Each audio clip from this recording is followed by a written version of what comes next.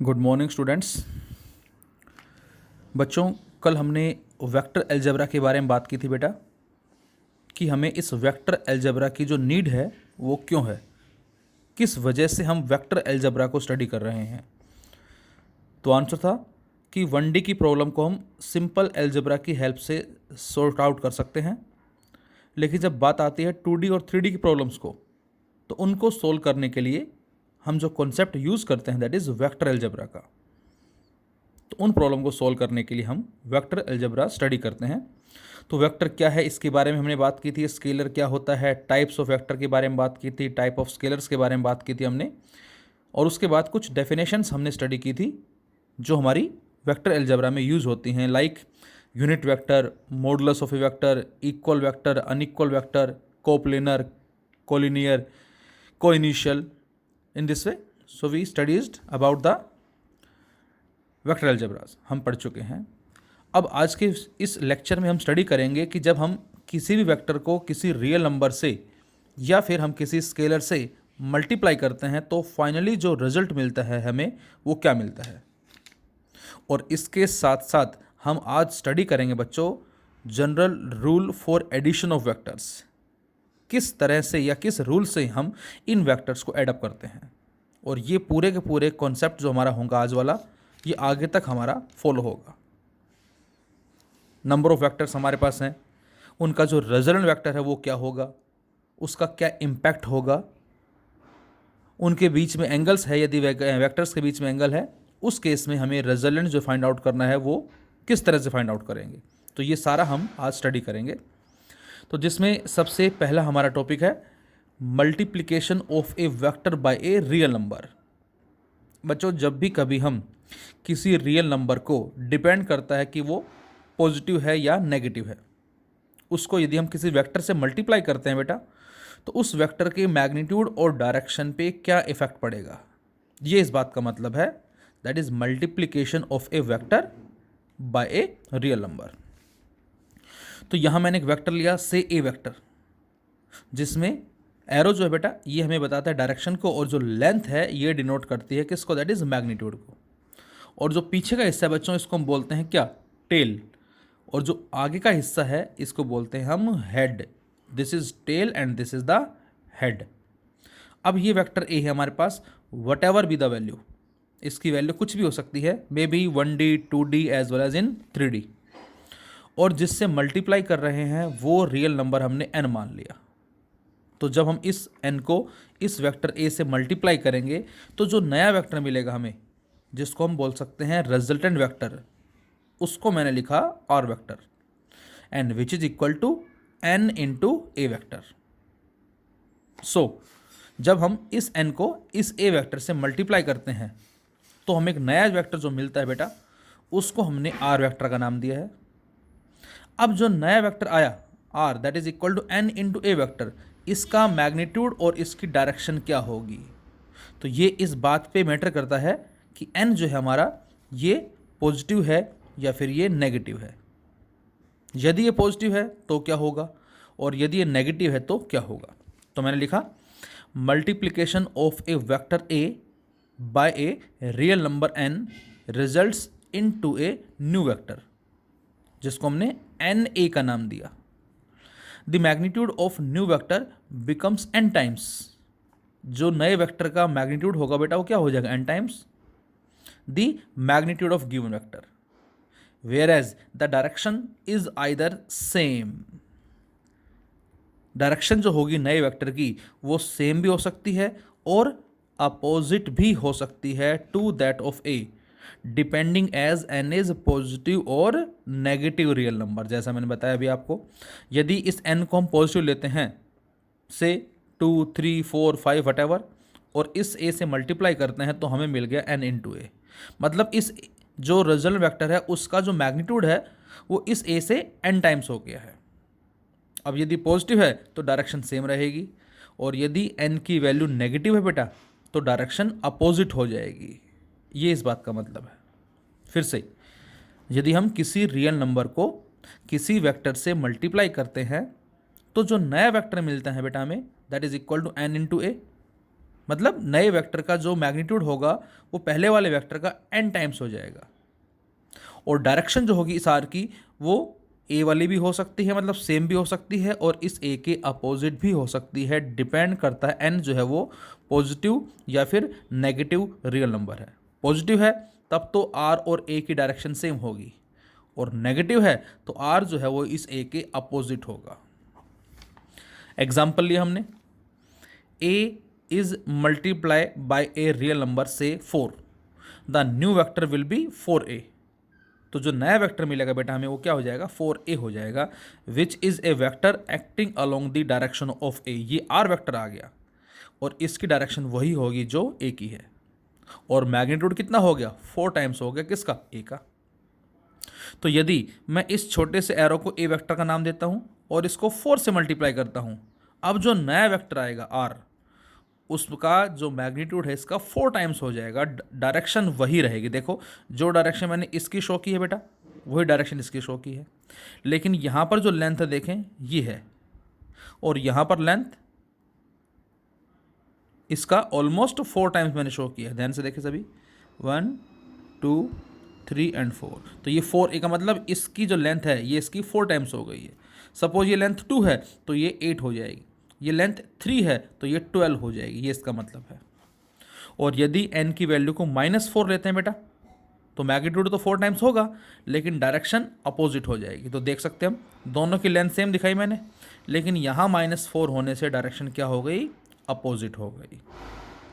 तो यहाँ से जब भी कभी हम किसी भी वेक्टर को किसी भी रियल नंबर से मल्टीप्लाई करते हैं तो उस केस में हमें ये रिजल्ट मिलता है। एक चीज़ और बच्चों, यूनिट जो होगी रिजल्ट की उस पर कोई इफेक्ट नहीं होगा।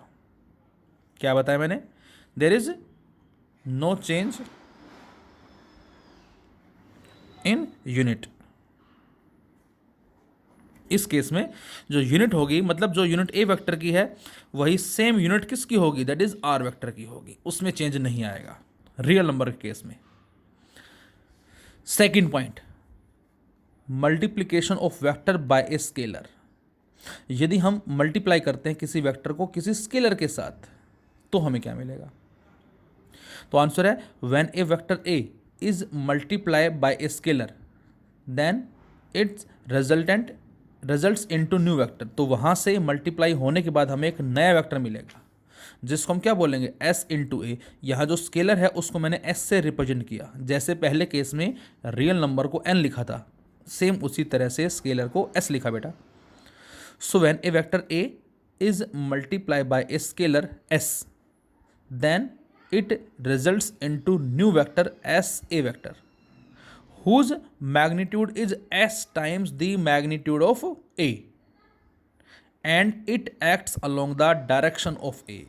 अब ये बात ध्यान रहे क्योंकि s का मतलब क्या है, मैग्नीट्यूड। मैग्नीट्यूड का मीनिंग केवल उस वैल्यू से लिया गया है, ना कि पॉजिटिव और नेगेटिव से। ये बात आपको ध्यान रखनी है।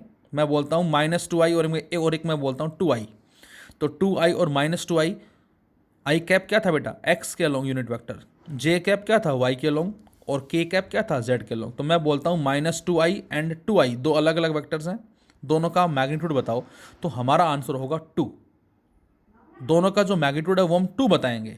लेकिन डायरेक्शन की यदि बात करें तो एक का डायरेक्शन हम बताएंगे पॉजिटिव एक्स एक्सिस और दूसरे की डायरेक्शन बताएंगे हम नेगेटिव एक्स एक्सिस। लेकिन बच्चों मैग्नीट्यूड दोनों का सेम बोलेंगे हम, दैट इज 2। -2 + 2 नहीं बोलेंगे हम, दोनों का सेम होगा।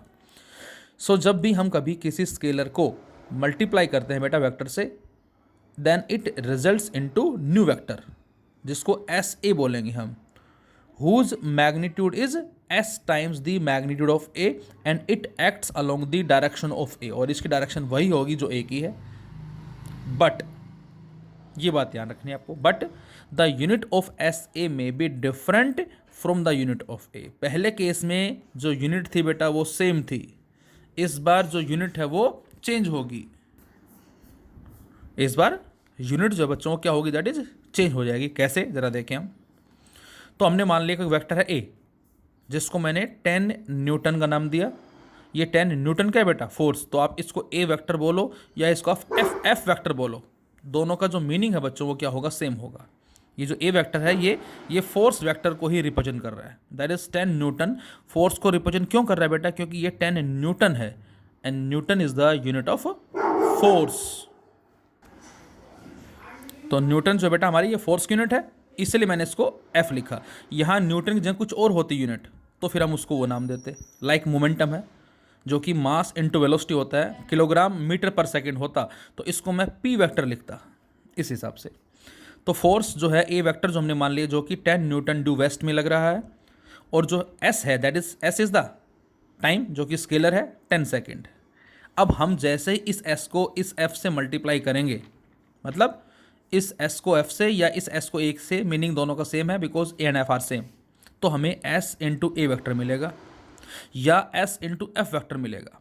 अब करें मल्टीप्लाई, तो 10 न्यूटन इंटू 10 सेकेंड, तो ये बन जाएगा 100 न्यूटन सेकेंड, और किधर है? वेस्ट में है। एंड बच्चों न्यूटन सेकेंड जो बेटा ये हम आगे स्टडी करेंगे, ये हमारा होता है इम्पल्स। ये इम्पल्स बन गया, पहले क्या था? फोर्स था, लेकिन अब क्या बन गया? इम्पल्स। तो यूनिट क्या हो गई? चेंज हो गई। और जो मैग्नीट्यूड है वो पहले वाले का मतलब ए वेक्टर का कितना हो गया? एस टाइम्स हो गया।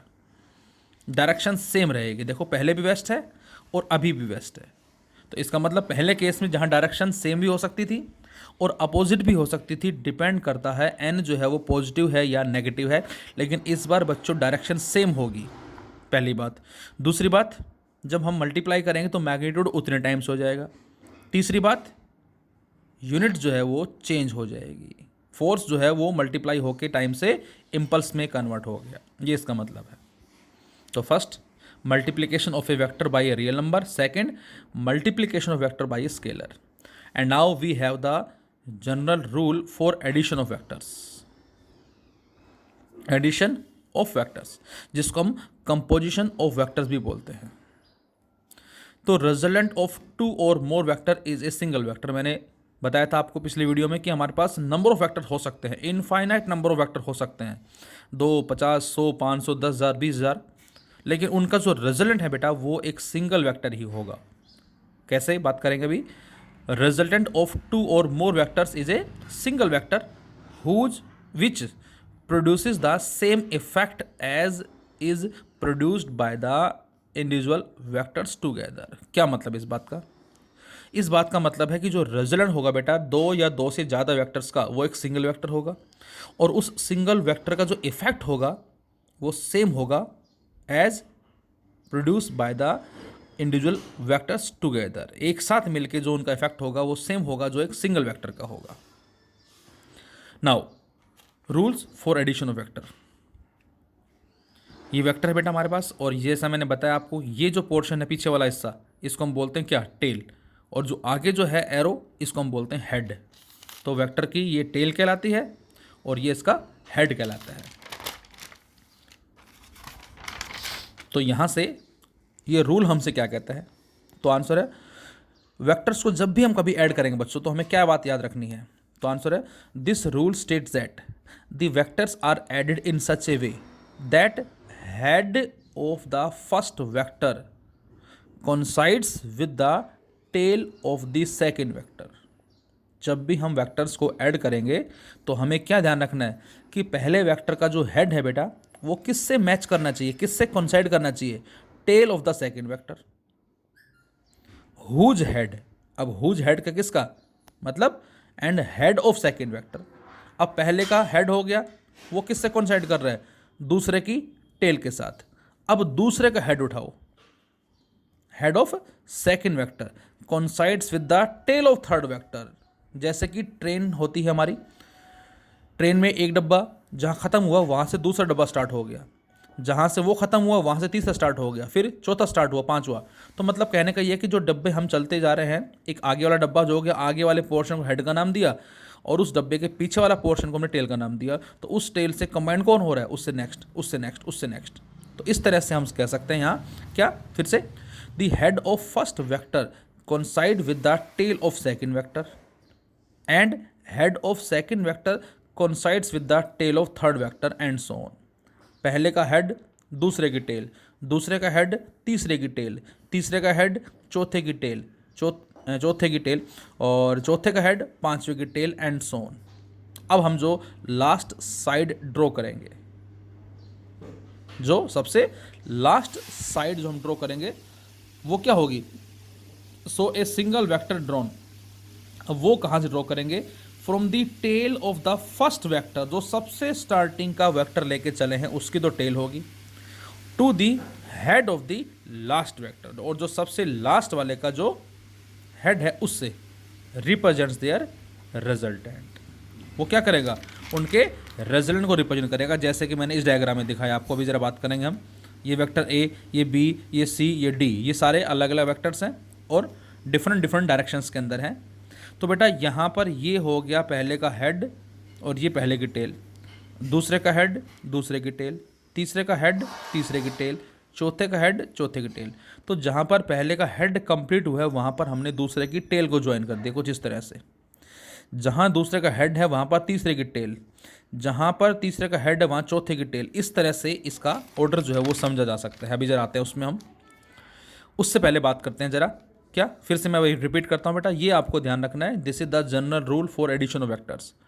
Vectors are added in such a way that head of the first vector coincides with the tail of second vector and head of second vector coincides with the tail of third vector and head of third vector coincides with the tail of fourth vector and so on. So a single vector drawn from the tail of first vector to the head of last vector represents their resultant. Example हमने लिया addition of two collinear vectors. अब collinear के बारे में हमने बात की थी, वेक्टर्स हैविंग इक्वल और unequal magnitude but lies along the same straight line. अब सेम स्ट्रेट लाइन का मतलब थीटा 0 भी हो सकता है और थीटा 180 डिग्री भी हो सकता है। इसके बारे में भी हमने बात की थी कल कोलिनियर के लिए। तो यहाँ हमने दो वेक्टर लिए जो कि सेम डायरेक्शन में एक्ट कर रहे हैं, एक ए और एक बी। हमें इनका रिजल्टेंट वेक्टर फाइंड आउट करना है। तो पहले हमने ड्रॉ किया ए वेक्टर। अब रूल के अकॉर्डिंग जहाँ पर पहले का हेड कंप्लीट हुआ है वहाँ से दूसरे की टेल स्टार्ट करनी है। ये दूसरी टेल स्टार्ट हो गई। अब दोनों का निकालना है रिजल्टेंट। अब जो थर्ड साइड ड्रॉ करेंगे हम, दो का रिजल्ट निकालना है। तीसरा वेक्टर जो ड्रॉ करेंगे हम वो पहले की तो टेल से होगा और दूसरे के हेड से होगा। इसी के ऊपर आप ड्रॉ कर सकते हो कुछ इस तरह से, इन दिस वे। ये क्या होगा? रिजल्टेंट जो मैंने साइड में यहाँ दिखा दिया, मतलब इसका और इसका दोनों का मैग्नीट्यूड एडअप हो गया। ये आ गया फाइनल रिजल्टेंट हमारा आर वेक्टर, जिसको क्या लिखेंगे? ए वेक्टर प्लस बी वेक्टर लिखेंगे। तो ये सिंगल वेक्टर जो आर आया, ये कहाँ से बेटा? From the tail of the a to the head of b gives the resultant. Magnitude कितना होगा? तो आंसर ए का मैग्नीट्यूड प्लस बी का मैग्नीट्यूड। कब है ये? जब सेम डायरेक्शन में एक्ट हो रहे हैं। और यदि बच्चों अपोजिट डायरेक्शन में एक्ट होते तो, जैसे इस डायग्राम में है, ये ए वेक्टर है बेटा और ये बी वेक्टर दिखाया आपको इस तरह से। जब ऐड करेंगे तो क्या करेंगे? इस बी को उठा के यहाँ रख दो अब आप, क्योंकि जहाँ पर पहले का हेड कंप्लीट हुआ है ये यहाँ कंप्लीट हो गया। इसके ऊपर दूसरे की टेल आ जाएगी, आ जाएगा। जहाँ पर पहले का हेड कंप्लीट हुआ है वहाँ पर दूसरे की टेल। तो यहाँ से अब आपको साफ नज़र आ रहा है, जहाँ पर पहले का हेड कंप्लीट हुआ यहाँ कंप्लीट हुआ, यहाँ से हमने बी को ऐसे रखा। तो अब जो रिजल्ट होगा वो होगा ये वाला होगा, यहाँ से यहाँ तक बच्चों। क्यों? क्योंकि जो रिजल्ट है वो पहले की तो कहाँ से होगा? टेल से होगा, जो कि ये है, और दूसरे के हेड से दिस वन। ये कहलाएगा क्या? रिजल्टेंट, जिसको मैंने आर वेक्टर का नाम दिया। यहाँ से यहाँ तक ये होगा कितना? A vector plus minus b vector, मतलब a vector minus b vector होगा ये। और इस बार जो आर का मैग्नीट्यूड होगा that is a minus b, यदि ए बी से बड़ा है तो। और एक चीज़ और बच्चों, जो डायरेक्शन होगी बेटा इस आर की वो डिसाइड कौन करेगा? जिसका मैग्नीट्यूड ज़्यादा है, जो बड़ा वेक्टर है। The direction of resultant vector will B that of bigger vector. जो बड़ा वेक्टर है वो ए हो सकता है या बी हो सकता है। फिलहाल हमने ए माना है तो इस ए के हिसाब से। यदि मैं इस बी को ऐसे ना करके इस बी को और थोड़ा ऐसे दिखा देते इस तरह से, उस केस के अंदर क्या होगा? उस केस में जो रिजल्ट होगा वो कुछ इस तरफ आएगा।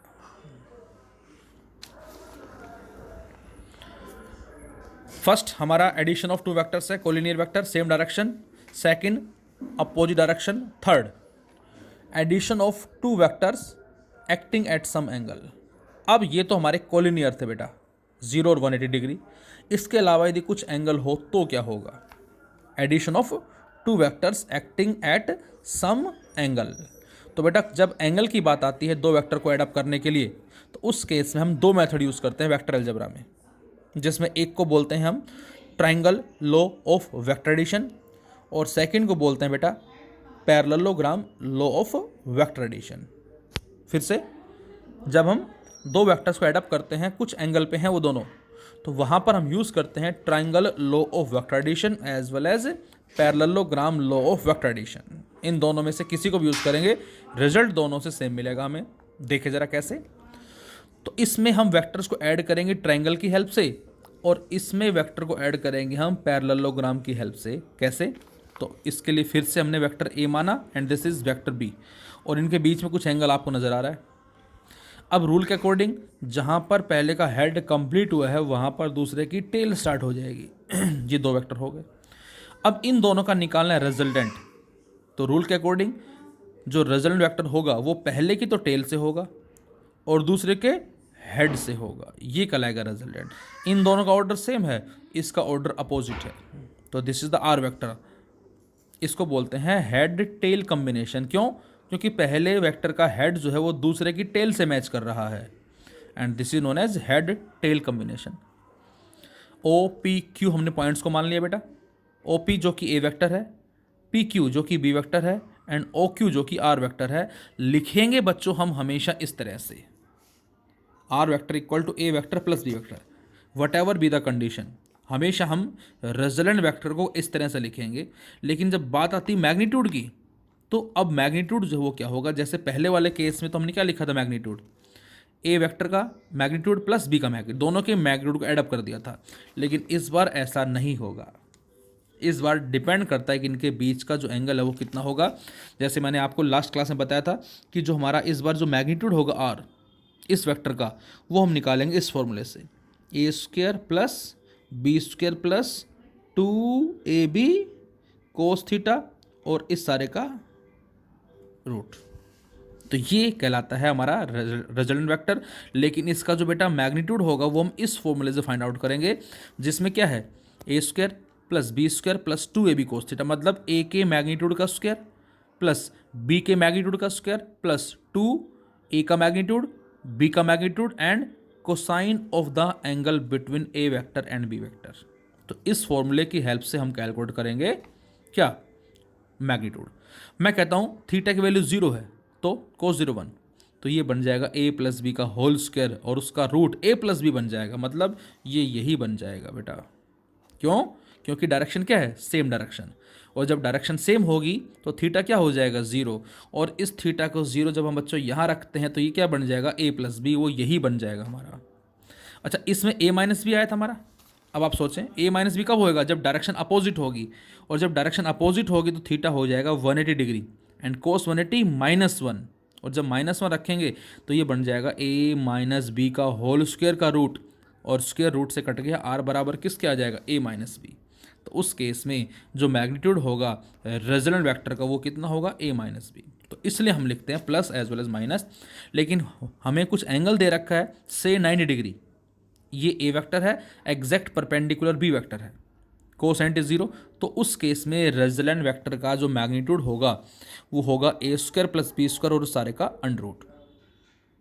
सो दीज आर द कंडीशंस। तो ये हम आगे भी स्टडी करेंगे और ये हमारा बड़ा ही इंपॉर्टेंट आर्टिकल है, दोनों ही जो हमारे एग्जाम में भी आते हैं, और इस पे बेस्ड बहुत सारे क्वेश्चंस भी हम डिस्कस करेंगे।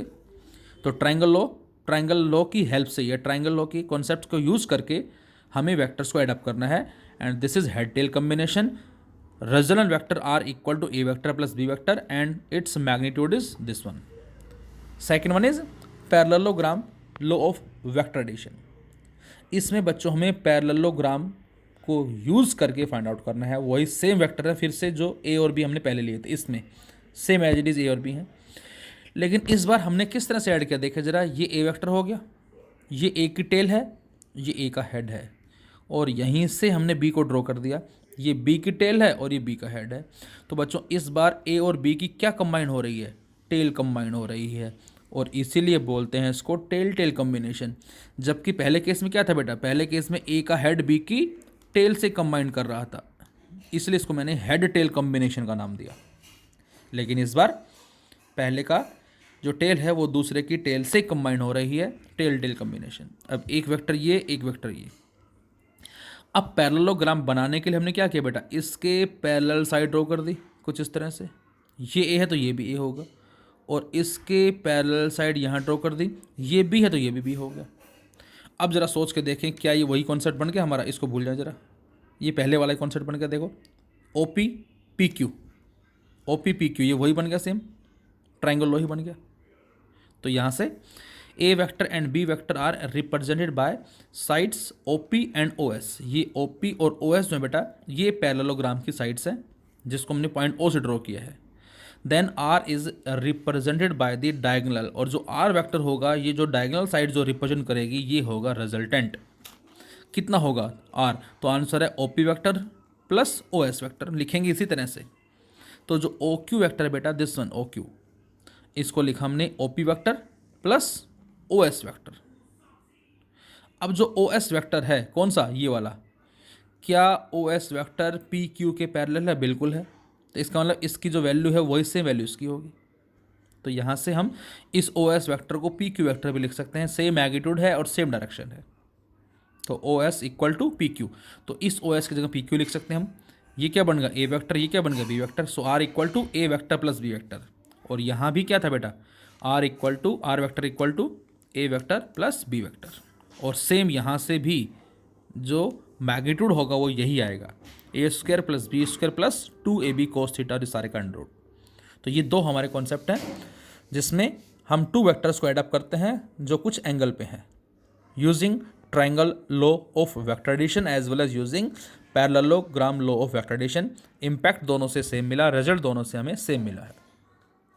अब यदि दो से ज़्यादा हैं तो क्या होगा, एग्जाम्पल नंबर 4 हमने लिया, when number of vectors acts in different directions like this A B C D E F G H and so on, बहुत सारे हो सकते हैं।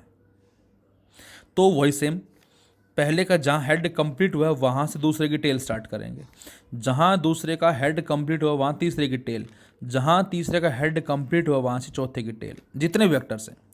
अब जो लास्ट साइड होगी जिसको हमने रेजलेंट वेक्टर का नाम दिया है वो कहाँ से होगी बेटा, बताया था अभी, वो होगी जो सबसे पहले वाला वेक्टर है उसके तो टेल से, और जो सबसे लास्ट वेक्टर है उसके हेड से।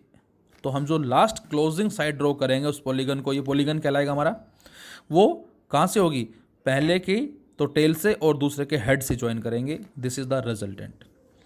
सो these vectors can be added by polygon law of vector addition, this is the polygon. और इसको लिखें क्या, देखें जरा, मैं कहता हूँ ये ए वेक्टर ये बी वेक्टर, इसका और इसका बताओ रिजल्ट क्या होगा, तो आप बताओगे ये होगा। इसको क्या बोलेंगे हम, इसको बोलेंगे बच्चों हम ए वेक्टर प्लस बी वेक्टर। किसका बेटा, इस वेक्टर का और इस वेक्टर का, ये क्या आएगा रिजल्ट, कितना ए प्लस बी। अब इसको छोड़ दो बाप, अब मैं आपसे कहता हूँ ओ क्यू वेक्टर और क्यू एम वेक्टर, ये ओ क्यू वेक्टर है ये क्यू वेक्टर है, इसका और इसका ये क्या होगा बच्चों, रिजल्ट होगा। ये ए प्लस बी है ये सी है, तो ये कितना आ जाएगा ए प्लस बी जो कि एक सिंगल वेक्टर है प्लस सी वेक्टर।